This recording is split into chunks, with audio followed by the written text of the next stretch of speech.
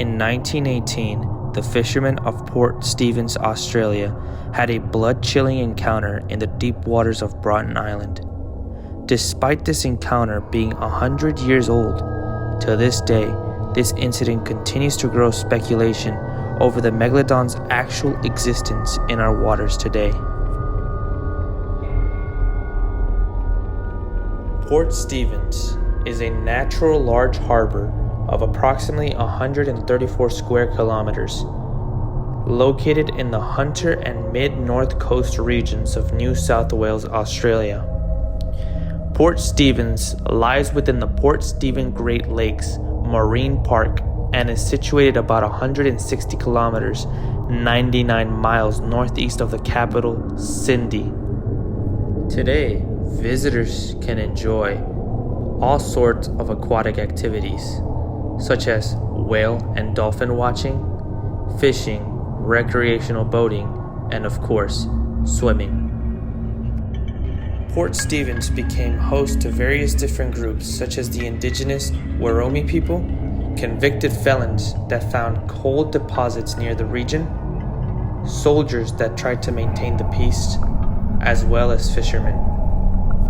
These fishermen would routinely make a short trip north to lay their crayfish traps in the fertile waters around Broughton Island.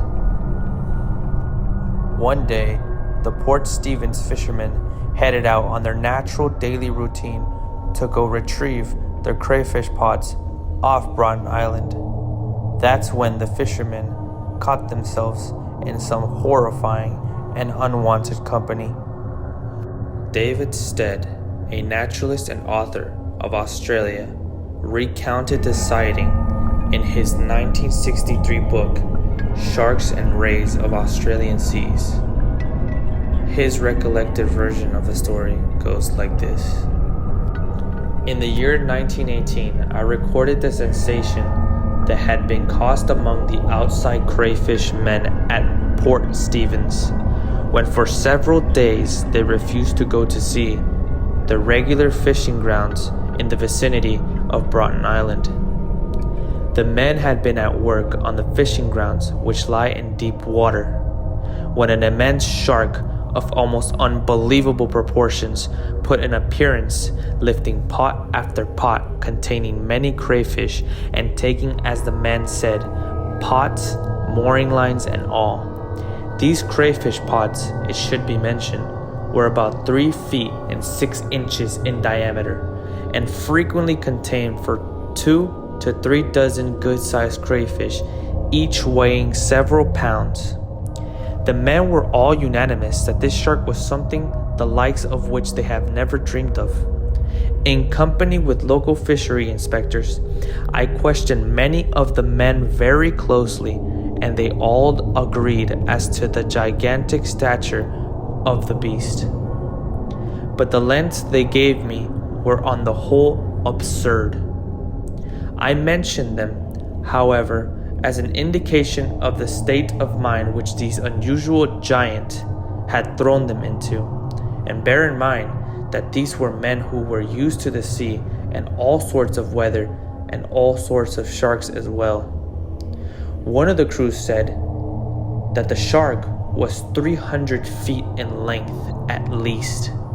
Others said it was as long as the wharf on which we stood, about 115 feet in length. They affirmed that the water boiled over a large space when the fish swam past. They were all familiar with whales, which they had often seen passing at sea, but this was a vast shark. They had seen its terrible head, which was at least as long as the roof on the wharf shed at Nensel Bay. Impossible, of course, but these were all prosaic and rather stolid men, not given to fish stories, nor even to talking about their catches. Further, they knew that the person they were talking to, myself, had heard all the fish stories years before. One of the things that impressed me was that they all agreed as the ghostly whitish color of the vast fish. The local fishery inspectors of the time, Mr. Patton, agreed with me that it must have been something really gigantic to put these experienced men into such state of fear and panic. What could have been what those fishermen saw that day? Could it have been a megalodon? Or something completely different? A new super species of shark that has somehow gone undercover under the eyes of science? You'll be the judge.